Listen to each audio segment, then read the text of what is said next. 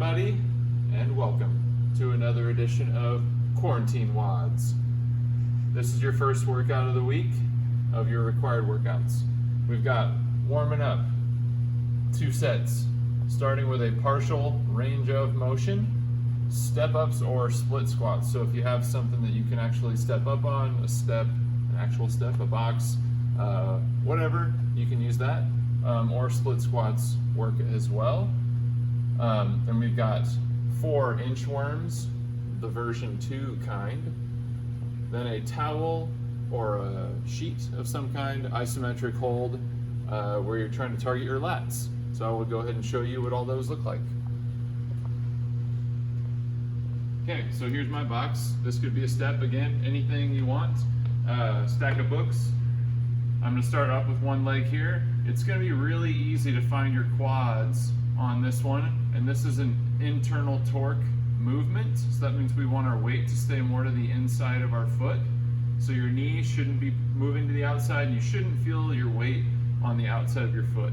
Okay, so pushing through the inside ball of my foot, and I'm just going to start going step ups, just kind of partial range of motion, meaning I'm not locking out my leg because I don't want that break at the top. Now the hard part of this is actually I want you to find your glute on that side. So it is easy to get your quad burning, but see if you can also get your glute into it as well. That's going to take some focus, concentration to really try to squeeze that muscle and see if you can get a burn going back here at the same time or even before your quad. It's going to be challenging, but we're going to try it anyway. Okay, so split squat version of that is in kind of like a lunge position. Same concept though, same weight distribution, more to the front and to the inside of my foot. I'm just going to start lowering down and just start going without locking out again and still trying to flex my glute as much as possible. That is just going until you feel a good burn. Okay, and then once you feel the burn, you can stop. Second is your inchworms. So the inchworm, we're starting off standing. I'm just going to reach to the bottom of my how far I can reach to the floor, walk out, and I'm holding a hollow body position, so that means my ribs are pulled down and my pelvis is tucked in. And I'm just going to keep walking out as far as I can.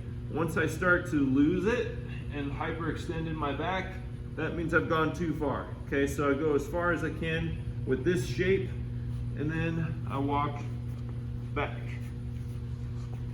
Okay, so 4 of those. Then you've got your towel or sheet. This is my sheet laid out here. I'm going to stand on it with both feet because I actually want 2 separate points of where the towel or the sheet turns. If I stand on it with one foot, then it kind of comes out from a point. It's kind of hard to target both sides. So I want a little bit of a wider stance on this.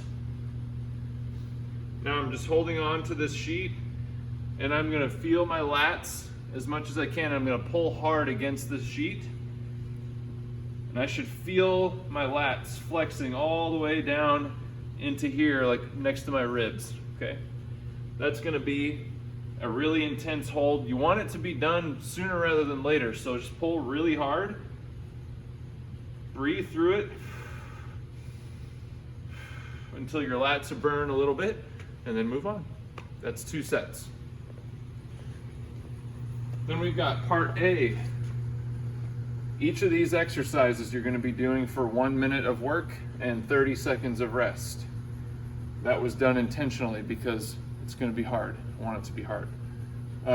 But luckily, some of these movements are pretty different, so you should be able to cycle through these and not have one movement affect the other too terribly, but it should still be challenging.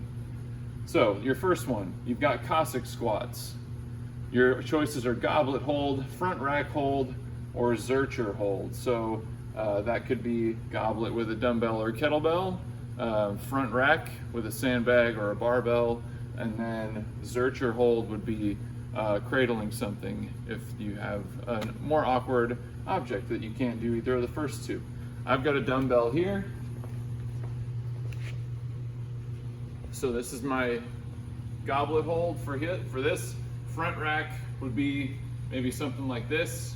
And then Zercher, if I had to hold for a dumbbell, would be like this. The Cossack squat is just a big side lunge, and my leg that stays straight, I'm gonna be able to turn my foot out so I can get a little more range of motion.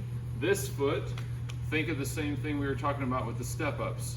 Internal torque mostly, so your weight's to the inside of your foot, your heel stays down, push through the ball of the foot, sit your butt back so that you can actually get some glute activation on this. Okay, so I want you to stay on one leg the whole time on that minute. Okay, so I'll step out, step back in. And I'm trying to go the whole minute and get as many reps as I can. After I'm done, I rest 30 seconds, then I do the other side. Okay, whole minute again, rest 30 seconds. Then I've got a single arm row. I can do this from a bent over position. Standing, I can go find an object and put my support out on there like this, whatever I want. So again, lats, same thing as we did with the towel. For a whole minute, I'm just gonna go get as many reps as I can, rest 30 seconds. Then I switch, minute on the other side. Rest 30 seconds. Now finally, I'm going to finish with sliders. So I'm using a plate here. If you've got something like a wood floor in your house, that any kind of a towel or whatever that would slide on that, that's good. Any version of this that you can make work is fine.